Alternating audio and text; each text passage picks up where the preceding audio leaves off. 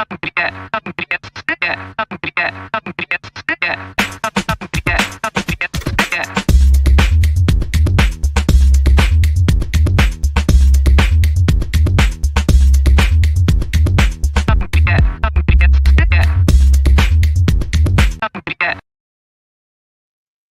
Chris. Happy Christmas Eve, Anthony. In the 1930s, during the Great Depression, many entrepreneurs struggled to find funding. While conventional channels dried up, savvy individuals turned to unconventional sources, including government programs, grants, community initiatives.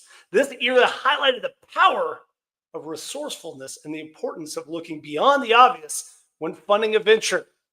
It's a mindset just as relevant for founders today who often face seemingly insurmountable obstacles in accessing capital. Today, Anthony, we have, I'm going to say he's world famous. I think he's international. We need a drum. I don't have a drum roll. Do I have a drum roll? I mean, you could just do it with your mouth. It's fine. It is Mr. Matthew Lesko. He's famously known as the question mark guy. He's a best-selling author. He's a master at finding hidden government grants and benefits. For 4 decades, he's been hitchhiking across the country. We just learned this. Maybe not in the last 4 decades, previous 4 decades for that. He's been helping people access resources they didn't know exist. Matthew, welcome. Thank you for hanging out with us knuckleheads today. I feel right at home. We appreciate it. So the nuns would tell you that. So let's just open it up. Starting off, like we founders, we entrepreneurs, we need funding. Yes. What's the importance of us looking outside of traditional venture capital? Why does government funding matter? Why do grants matter? Why should we care about this as an avenue as entrepreneurs? Because the people that give you venture capital want your business. they're blood-sucking vampires. Right. And also that's bastards. Like married, you know. And you mean they want their money? They want their money back. Right. In one way or another, they're going to get it. Yeah. And that's what I can't understand. So many people start business and they go out and they do venture cap. That's still working for somebody. You know what the fuck?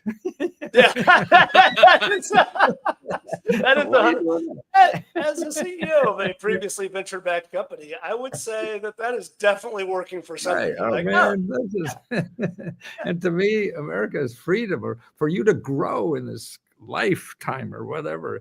It's getting rid of shackles. It's not putting more shackles on, you know, and to see what you really have inside you to grow. And you got to find that. And, you know, as soon as you start accepting money, man, then that's a Vegas wedding and you can't get out of it, you know. And that's pretty, but it is. The programs, I think Vegas weddings are real. I gotta go. I gotta go.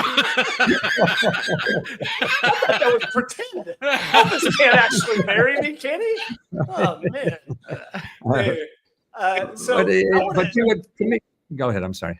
Oh, I just wanted to ask. So, to what delivered you? To give me your backstory a little bit. Obviously, we've seen you on TV for decades now. Yeah. How did you come to this work? And then we can kind of transition into more like how do entrepreneurs actually go find these fundings? Well, I got here through failure. That's hey, welcome to the club. That's great. Right, exactly. And you know, I mean, I got an MBA in computers back in the 70s. You know, I got out of the Navy and I was a shitty student. I barely got through college.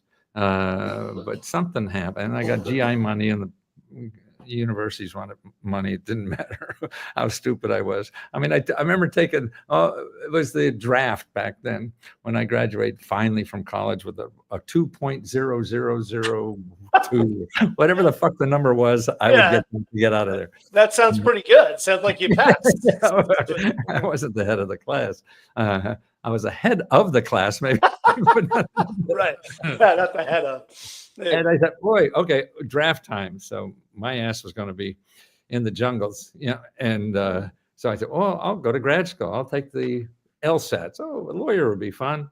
I took the LSATs and I got like 2 above plant life or something. You get so many points for getting your name, and you get 2. Right, if that. And so I said that was out, and the jungle. So I'm not a camper, and I just didn't. So I joined the Navy, 3 years, 2 months, 9 days. And I drove around the South China Seas, driving billion-dollar ships. I mean, it's amazing what the government does for you, man. Think of a kid, 22 years old, send me to school for a couple of months to learn how to drive a big fucking ship in the sea before GPS. You had to go out and do the star stuff, And that was great. Then I was a diplomatic courier for 2 years in Northern Europe, traveled around Northern Europe with a gun and a suitcase or thing on my. Were you the guy with the right, exactly. Right. Wow, I thought that was just in movies. I didn't know that you had commercial airlines. That was it. I would go on, and I'm a kid, like 23 years old or something like that, and we dressed like civilians, and we get on I had to be the last one on the plane, so all my packages that were top secret I had to see them lock the wherever they put the luggage in before. So I was the last one on the plane. Then I'd get on the plane and I'd walk to my seat, usually in the back. And what was interesting to me, then as soon as we got on the air, the pilot had to take my gun. So we're in the air now. And so the stewardess would come back and take my gun and walk through the aisle like this. With a gun. If that happened today, there would be chaos. But the more important thing is whether she brought the gun back, everybody like, who's going to get the So, I mean, for a kid, the government just, boy, where else could I get that? Getting a job at 23, I'd be serving coffee somewhere, It's just amazing. But then, okay, so I got that, got an MBA, started a software company that failed, had another company that failed. And then I said, fuck this, I'm failing, doing everything everybody said. And I'm failing and not having fun doing it. Because when you're trying to do something else somebody says you should do, it's like going to the dentist. You sort of do it, but the last place you want to be. And I said, this is crazy to live a life like this. I'm going to do something that I'm going to be miserable at. Maybe 30 years from now, I won't be miserable. There's no guarantee, right, of that success. So why am I being miserable? Why do I want to think I want to be miserable all this time and be happy 30 years from now? Why don't I just be happy now? It's a fairly profound decision. And then I started, and that's when things changed. And actually, for me, because this is a different time, and starting things without money. Now, this is not what you're about here. I know. No, it is. No, we talk about it a lot. We talk about bootstrapping a lot. But it's there's so many, and now it's more easier than ever. Back in the 60s, you want to do anything. You want to start a store. Well, it costs a couple $100,000 to do that. Now, $20 a month, you're on Etsy. You got a store. Right. Yeah. So there's so much, and service businesses are so. And now I'm making more money now because I'm selling air. Yes. I still have a scar right there on my hand from installing an actual server. I tell people that it's like, you don't even know how expensive it used to be to start. But it's amazing. When I was selling books, oh man, the profit margin was really not that big because I wanted to sell, unless you sell expensive shit, you sell things to rich people, profit margins are just whatever you could get. It's not cost of goods sold or anything like that. And well, actually, my first business was that way for rich people. I was helping mergers and acquisitions people in Fortune 500 companies. And that's because of my degree. I was trying to develop an external management information system. This is back in the beginning of the 70s after the oil embargo. To me, it would appear that all of a sudden, companies had to worry about what's outside their business. Back then, all you worried about is management. Like computers back then just did payroll and stuff like that. It wasn't anything what's outside the company. The companies didn't worry about that. So I figure after that oil embargo brought companies to their knees, all of a sudden this little country nobody heard about, and we're all stopped. And I said, well, management has to have a way to monitor what's going on outside their company, technology, regulations, markets, things like that. So I designed an external management information system. Nobody knew what the fuck I was talking about. Right, exactly. Right, what's that? Yeah, right. So I said, I do research. So the people interested in outside their company were mergers and acquisitions people. So I was sitting in Washington and I get a contract like, and this is Procter & Gamble. They wanted to start a chain of pasta stores. Somebody on the board of directors, let's get on the pasta business or something. And so they hired some consultant to find out about it. And I was cheaper than any of the fancy guys. Right. Because it was just me, a phone and a desk, that was my overhead. And it was amazing that I didn't know anything. So I'd go to libraries, and Washington, D.C. had the biggest collection of libraries. Every department has their own library that had the best information in America on whether it's agriculture or commerce or healthcare, anything you want to know. So I go to these libraries and I tell them about, I'm looking for studies and information on companies and stuff like that. And they say, like for the pasta guy, he said, you want to go to the 4th floor and talk to Charles, I forget his last name. He's our pasta expert. I didn't know we had a pasta expert. That's incredible. I certainly didn't. I know. Yeah. Sounds good to me. So I go up and find Chuck. We got to know each other pretty well. and talk to him about pasta market. And it's just phenomenal. So there's this guy studying pasta for 20 years of his life. He's got a PhD in it, or some ag-related product. And he'd be bringing studies out that the government just spent millions of dollars studying the market for pasta and all this stuff. And he would just give me the studies for free, And the problem with him was not getting the information. The problem was getting out of his office.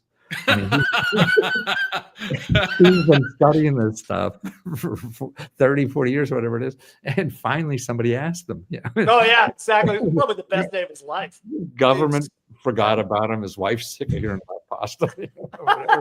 You mentioned pasta one more time. Right. I swear to you. And so I would take that stuff. I'd take his name on it, but I'd thank him and sell it for thousands of dollars to my clients, because they'll pay anything. If they're going to make millions. That's why I saw, I'm making billionaires out of millionaires, and that wasn't fun. I didn't know about any of this stuff. I mean, growing up in Wilkes-Barre, Pennsylvania, that's like Cheyenne, Wyoming,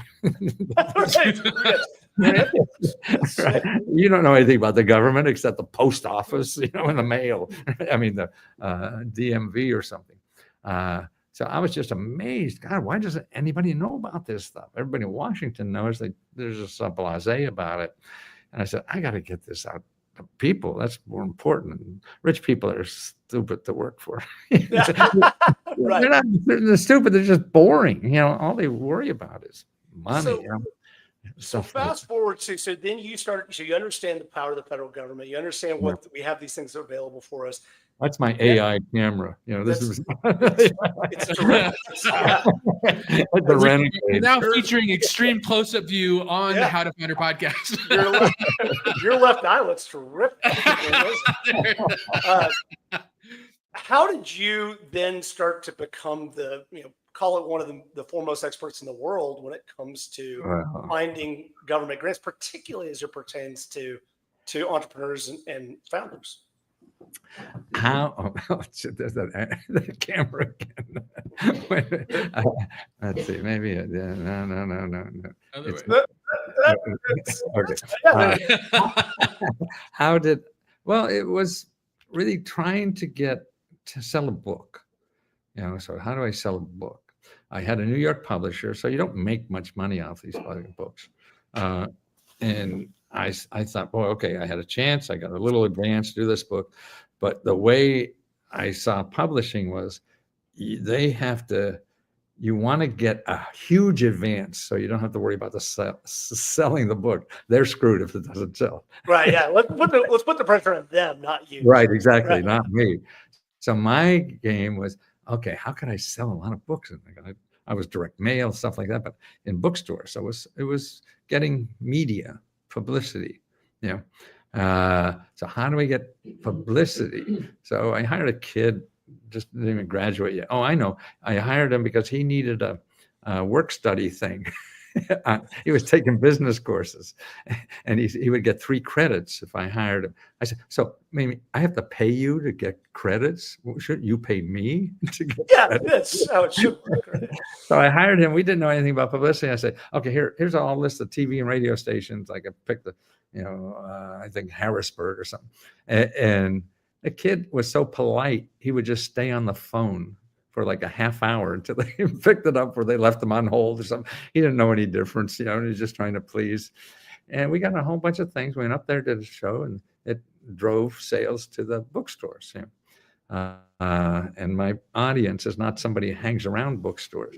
So I found out to do that. My things got bigger in my advances, but I was still getting a small piece of the pie.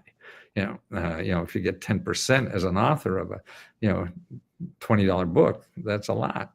And I said, no, this doesn't. And what bothered me is because people would go to bookstores to find my book. And my audience is not bookstore people hanger-outers. The intellectual crowd is reading. You're saying they're not nerds. Right, exactly. Yeah, because So Anthony's actually in the I'm back of giving the the bookstore right now. bookstores my customer, because they see me on TV. To get my book, they have to run this bookstore, and that bookstore's getting half the money. The publisher's getting 40%, and I'm getting peanuts. I thought, this is crazy. But I figured, well, I can't publish 100,000 books, get them all in bookstores, and then do my media and sell them in bookstores. Now don't have that kind of upfront money. So I said, 800 number. So this is, I could get on TV, I could talk about my book. And at the time, people were nicer in the media. They'd give my 800 number. I would get the money before they get the book. Right. You're getting pre-sales. So that right. You got to get pre-sales. Yeah. This is like crowdfunding. Yeah. It's like you're doing the float, like it's an early float. Right. Yeah. So, and that really took off. And then and so then seeing how I saw it media, the problem is you can't do Oprah every month, even if you get on. I think I did it 3 times or something, and these big shows that really drive things. So I started infomercials, or actually home shopping.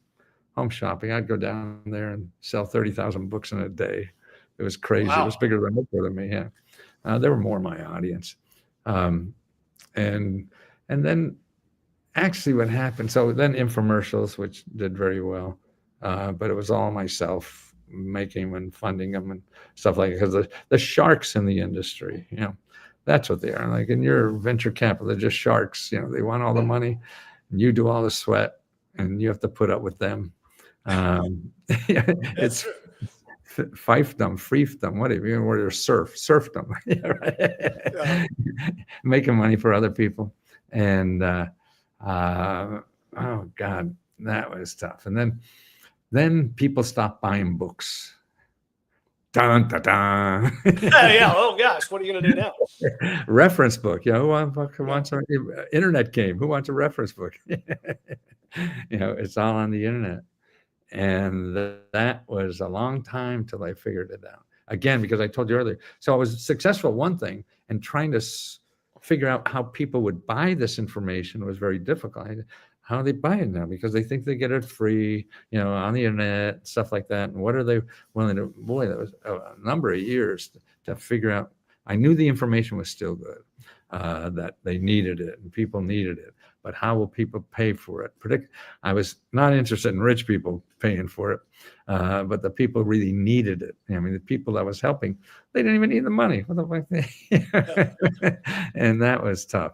And then I stumbled into it. Really, I stumbled into it by accident. I didn't start it as a community. I just started as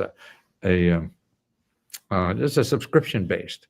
And all of a sudden I say, hey, this is a community. What happened? People now want to help people. People want to pay me to teach other people about to help other people learn about these programs. Whew. This is phenomenal to me. And that something like this would happen. I thought it would be me trying to figure out how to get this information to everybody. And I was the brains of the operation, so you had to text me, but you don't. I'm not even the person to talk to as good as somebody who just learned how to do this, is more excited, about and can relate to somebody just starting than me. I started 50 years ago, so I can't relate to you just starting. Right. So let's get into from the founder's journey. And obviously you've been working in this space now for decades. And I think we understand, non-dilutive capital for us is so much better. And there's so many different better reasons why non-dilutive capital is so much stronger.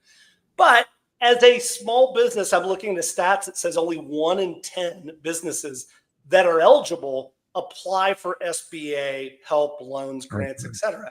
And so how do I start to get my mind around the fact that I don't have to go raise venture capital? That is just a narrative that we've heard time and time again. And then Anthony, I want to get your thoughts on that too. Here's where to go. You don't want to go to SBA, but you want to go to their website. Go to SBA. Are you online? Can you go on a tab? Yeah, we can take a look. Now.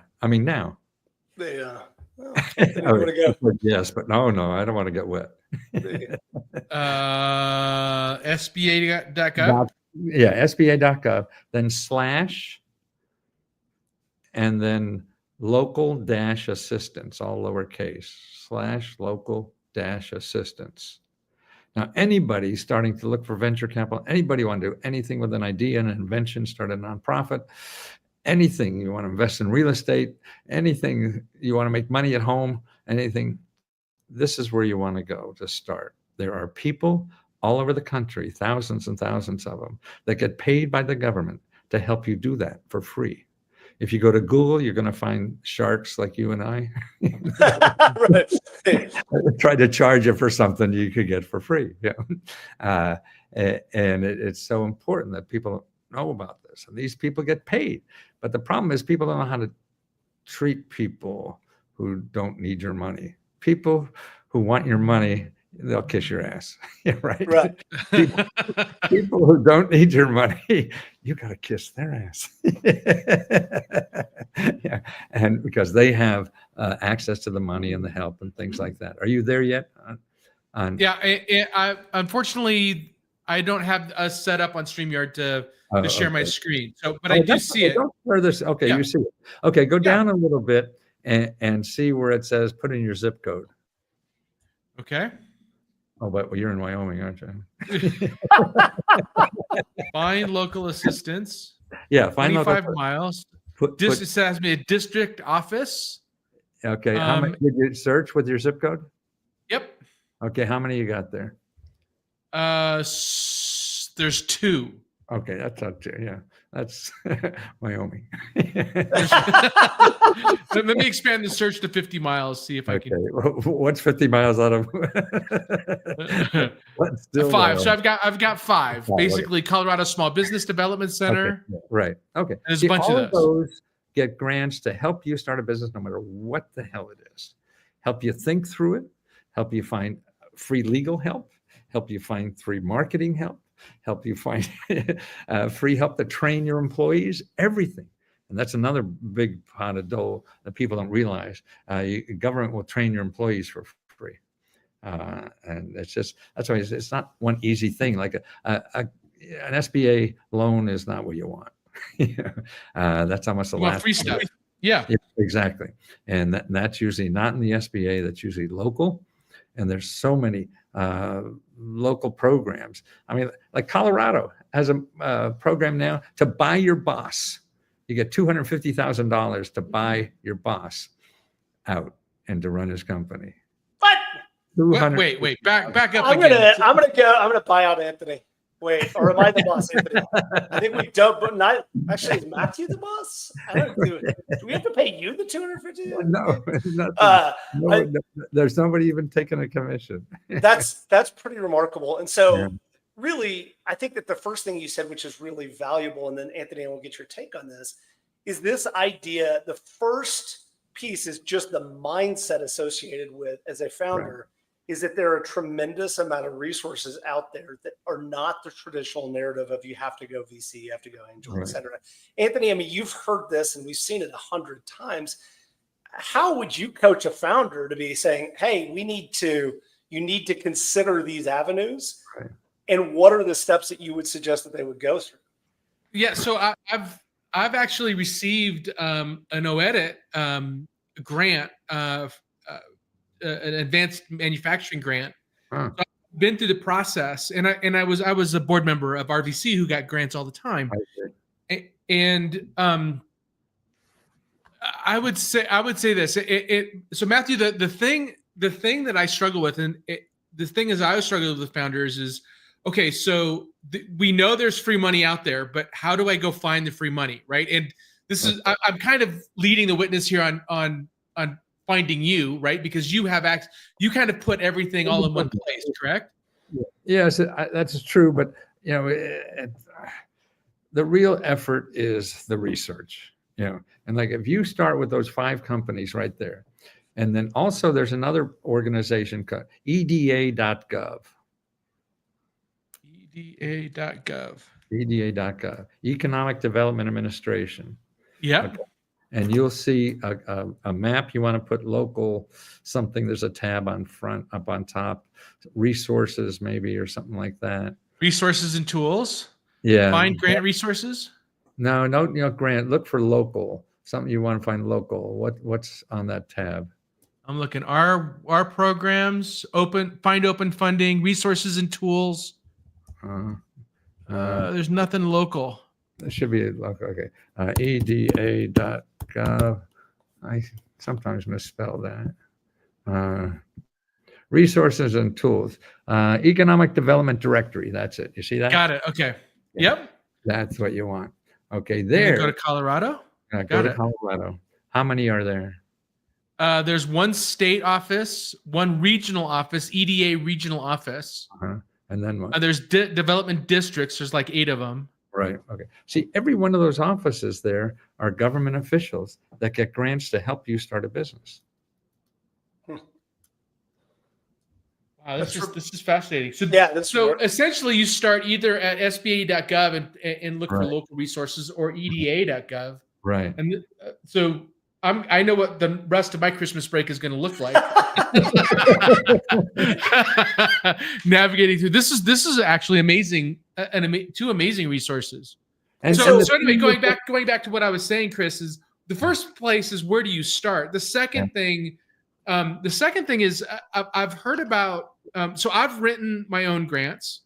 I've written to find local help, and it's a process. And usually, from what I've understood, is most people that are writing grants already have done half the work, and so you're writing a grant to complete the work, and to get the funding to complete the work. And so the process of writing a grant, first of all, takes a lot of time, and then the likelihood of you getting one is very low. I'd love you to dispel that. Okay, well, it depends. I mean, everything it depends. I mean, it depends. I mean, the grants, there's a lot of different kinds. Somebody's going to give you $10,000, $20,000. It's not going to be that complicated. If you're after $50,000, $100,000, $200,000, or the $250,000 that they want to give you to buy out your guy, then that's going to be complicated. But again, no matter what it is, to me, it's stupid to worry about that because you haven't seen the application.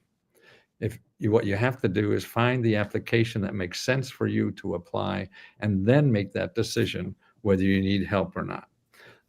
Usually the offices that give out the money help you fill out the application. They have to give out the money. That's what they do. But professional grant writers will tell you different. Because they want you to pay them for I was going to ask, when should you hire a professional grant writer, or should after you see the grant that you think is likely, that is worth it for you to apply to. And the only one who could tell you that is not me or anybody else except the people giving out the goddamn money. So you have to find the people giving out that money, and they say, hey, does it make sense for me to apply? And they say, oh yeah, you're sort of like the kind of guy. Well, then you go get your prom dress, because now you're invited to the prom. You don't buy a prom dress before you get an invite to the prom. I have to return my prom dress? Oh, man. Chris, don't worry, I'll ask you. Thank you. It's coming. God, I really It's coming. appreciate What size that. is it? Was it 40 regular? Maybe I could.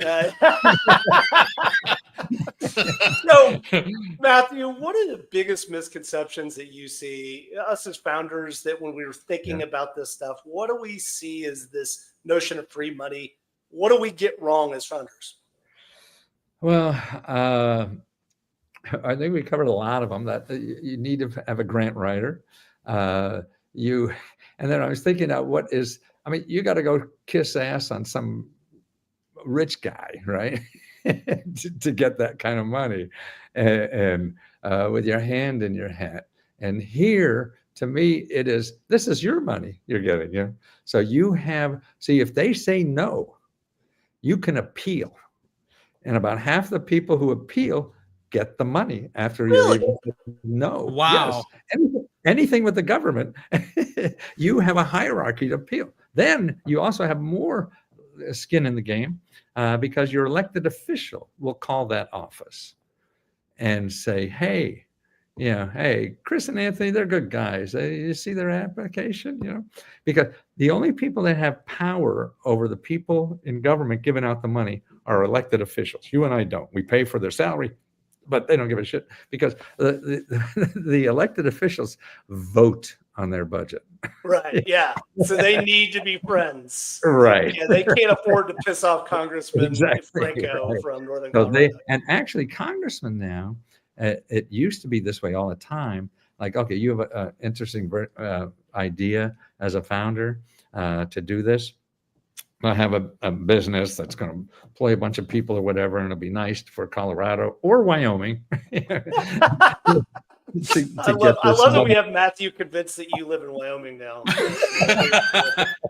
So, because basically anything north of Denver is Wyoming. Right. Come in and say it's a CSU guy. That's terrible. Well, they set aside things in their budget. And so if you need 10 grand, 50 grand or something to do this, they could put it in the budget and see, they want to be able to do that for you. If they get you 50 grand, you'll vote for that son of a bitch no matter what they do. That's the best. That's the best vote buying scheme of all time, right there. Right, exactly. Yeah. And so they took that out of the budget, but the last couple of years they've come back in. Like my senators, they just, hey, look at all the people we gave money to. And a lot of it was for entrepreneurs or nonprofits that gave to entrepreneurs and stuff like that. So entrepreneur is hot in government now, because that's jobs, and everybody wants smoking. Exactly. I love it. And that's all, and job training. So that's why they want you to have the skilled people, so they'll train them for you for free. Like right now, God, you could it's silly to go to college, particularly guys like me who hated it. When you could go to, the government will pay you 40 grand a year to learn a skill to make 100 grand a year. And there's Biden put in so much money like that, is crazy. And nobody talks about it. I don't know why we have so much training money. They'll pay, like if you hire somebody who don't have skills, the government will pay like 75% of their salary for the first 6 months while they get up to speed, that they're profitable for you. And it's so funny, when Silicon Valley first started, maybe like 10 years ago when they're first getting hot, nobody talked about government. Now these people are all over fucking Washington. Right. Yeah. They're licking Trump's ass too every day. I mean, it's easier to get $1 billion from the government than to think of a new idea that people need and will pay for it. It's sad, but probably true. But even at the smaller level, I mean, there's just so much crumbs. Most of it's at the local. They know what's going on. You don't look at Washington. And it's getting to know. And when you say, sure, it's a problem, but raising venture money is not a problem? Yeah, absolutely. All right, so I'm going to ask you, so I think you understand the importance of this. There's so much available. And you started with this, but I want to get really granular. So let's say that you were going to start a brand new business today. Let's call it I don't know, just a terrific podcast with really good looking hosts or something like that. I don't know. Just you know any available? No, actually, really, I don't. So you want to start a business today, and you you said go local, but what are the systematic steps that you're going to go through to say, are you going to start? I would go to that SBA, the SBA website with local assistance. I would sit down with at least 2 or 3 of those people and explain what you're trying to do. Don't ask for money, because a lot of them don't have money. What they do is point you to what, and you could start everything. Well, a podcast, man. I guess you're on Podmatch. That's we also provide no value to anybody other than like 4 founders in the world, and few people. Being on this podcast, I connect being on this podcast a lot like sex, in that I love doing it. I get to do it 2 or 3 times a week, and my wife has no idea what I'm trying to accomplish. I don't know that. That was pretty good, Anthony. You probably been sitting on that one for a while. Is this tape? Is that the? That's fine. We're gonna edit that out when Anthony's wife decides that After the divorce. I'm safe. I'm pretty safe. My wife's never gonna watch me on a podcast. I was gonna say my wife has to listen to me enough already. Listen to me in her spare time. Like that's just not. I mean, to me, what it is like a podcast or. I guess, what for podcasts? You have a podcast for $6 a month on Podmatch, right? So now the thing about podcast is customers. Everything else is bullshit. What?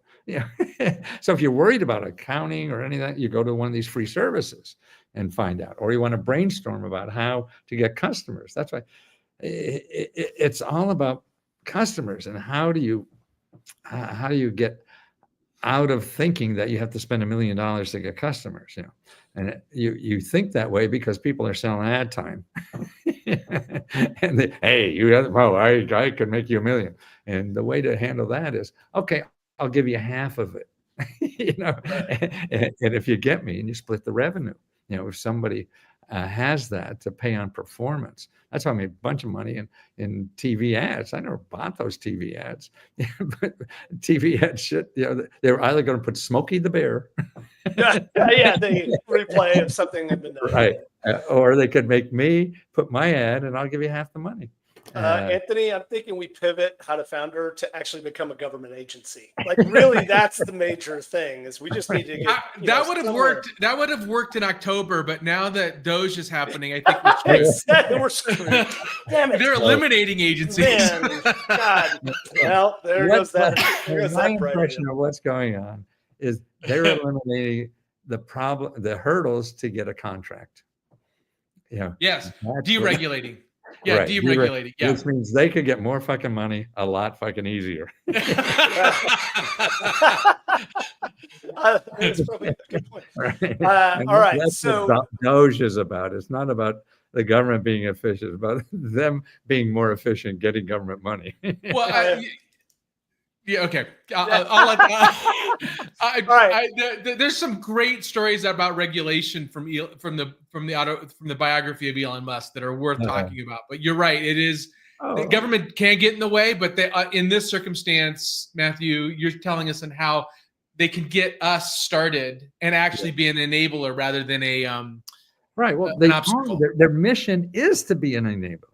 I mean, the problem is they're handing someone, like right now, all the grants they gave out during COVID to businesses, 30% was fraud. Yeah.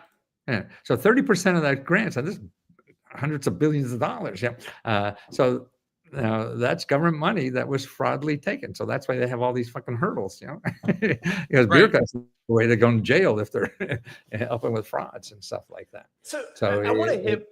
I want to hit one more high-level question, and then we'll go into high level. One more round. Which one was the last one? Where to start? So I think that there's a perception out there that a lot of these agencies, that when we go and seek these help, that they are not particularly savvy founders. So hey, I want to start an AI-driven, cookbook absolutely service. right. Yeah. I mean, I is mean, that accurate, or should we just put our yes, our but it pride doesn't aside? matter. I mean, you want money. They have money, okay? And they're giving out money for businesses. So you don't go top and whistle about, this is going to make people be able to wipe their rear end from standing on their head or whatever you invent. That's pretty you're- good startup idea right there. Right Hold on, there, let's write that down. I'm taking notes. Hold on, that's pretty good. Idea a minute from Matthew. but it's jobs. See, they're all about jobs. How many jobs you think you could create? Yeah, that's why you're getting the money. And even if it's one job, that's one less person they have to worry about being on welfare. Yeah, I like That's why it's this there. And now it's easier, to start your own little business or whatever, no matter where you are. And that's why this thing, now there's a lot of, I just covered a grant the other day, $10,000 in Michigan for people to work at home. This is a $10,000 grant, people work at home. So if you're a founder and trying to put your shit together, 10 grand isn't bad. Yeah, way more money than I started my first several companies. Exactly, right. So it's that. So that's why the people who have that are these local, the EDAs and the local things that they know that stuff. Also, there's money now, even Biden put this in, ex-offenders can get now $50,000, not a grant, it's a loan, but no collateral, no credit check, no nothing.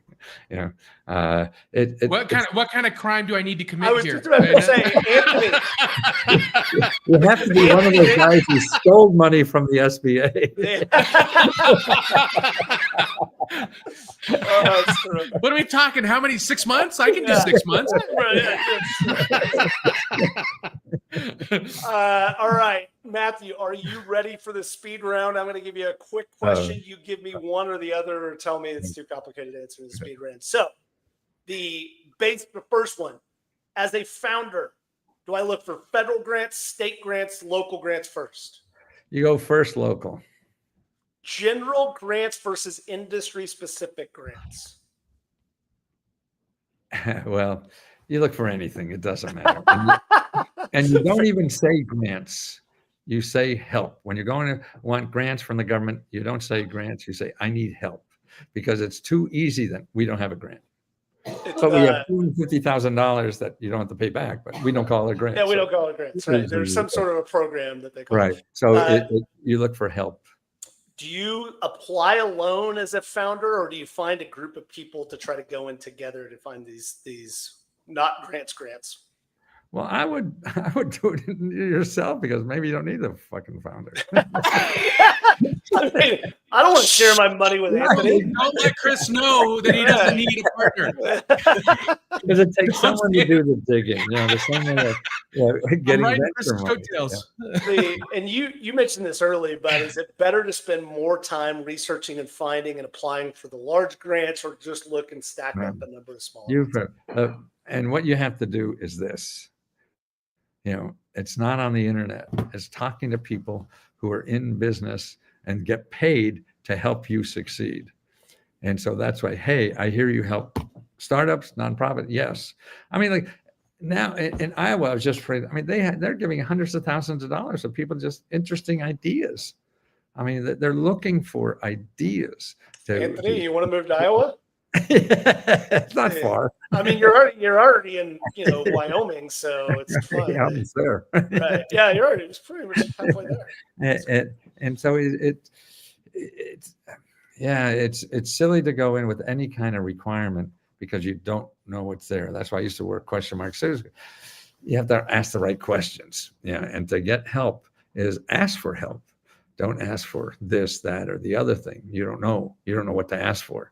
I've got one more question for you, Matthew, and tell me before we wrap this up. I am genuinely curious. When you're going to these places that offer help for entrepreneurs, is it okay to go in and say, I'm an entrepreneur, I don't know what my next thing is. Where's the most help? Absolutely. What should I be doing? What should I be looking at doing? And where's the most help? Where's the most help?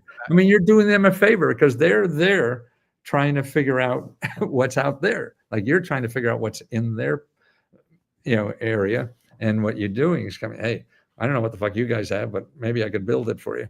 Yeah. And that's what, no, that's perfect. And that's why it's a be general, because you don't know specifically what to ask for, because you don't know what's there. So you get a sense of what's there. And that's why the best way to do that is person to person.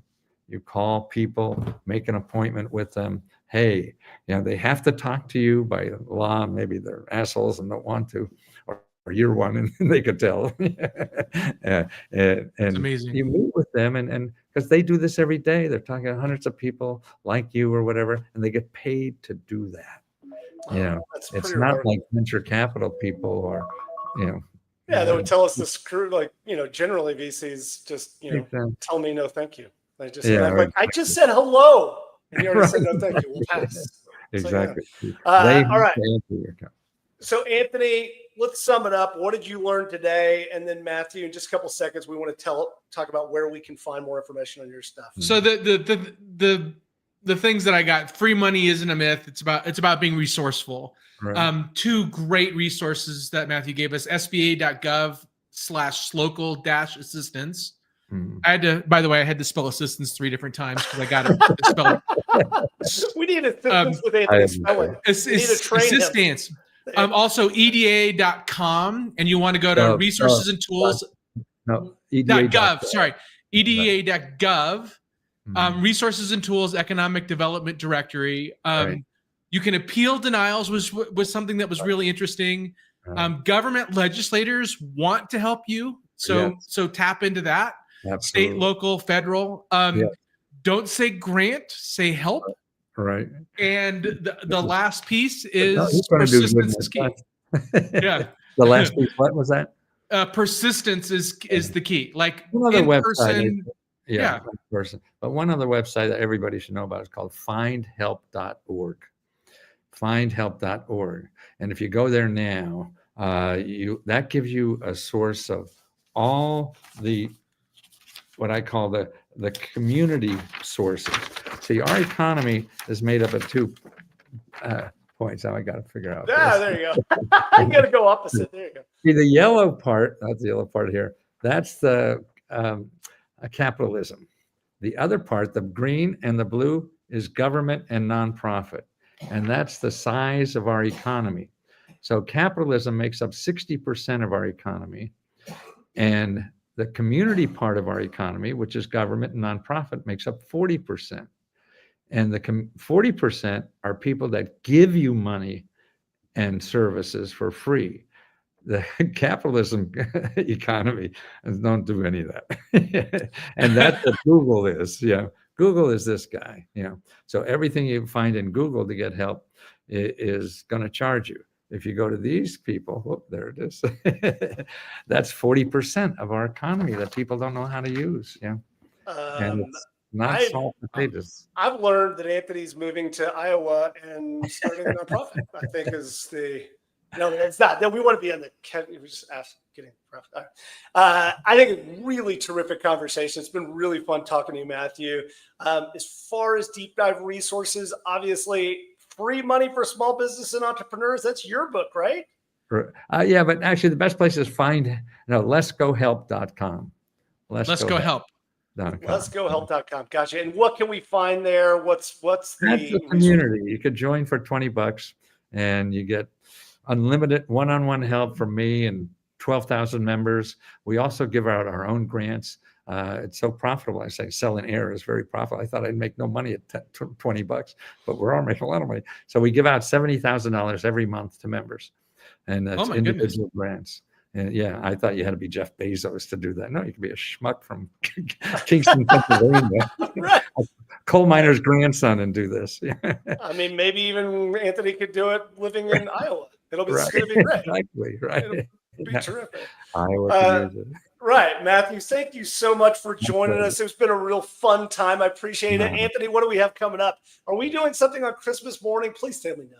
Please tell me what the directions on Christmas. I should have written down what we're doing next. I know what we're doing next. We're doing communication and Conway's Law with Noah Healy, I believe. No, actually, we have one tomorrow. We have exit planning with Daryl Bates, Brownsword. So Right. we'll do that tomorrow. Besides leskohelp.com, where else can we get a hold of you, Matt? On YouTube is good. YouTube. Yeah, because I got 7,000 videos or something there. So I'm there That's- all the time. That's pretty remarkable. Anthony and I are both also on YouTube, but we have faces made for radio. So it's, Nice. it's you know, it's strange. I think that'll do it. Anthony, get us out of here. Matthew, thank you again for the time. My pleasure. Yeah. guys. First of all, everybody that's listening, thank you so much for tuning in. Matthew, this was a joy. Like I had a little bit of like celebrity awe when I knew you were coming on. You totally lived up to my expectations of what this was going to be like. So thank you so much for being here. For those of you that are watching, make sure to visit us at howtofounder.com and subscribe to us on YouTube, LinkedIn, Spotify, Apple, wherever you listen, we are there. And with that, we'll see you all next time. Thank you, guys. Yeah.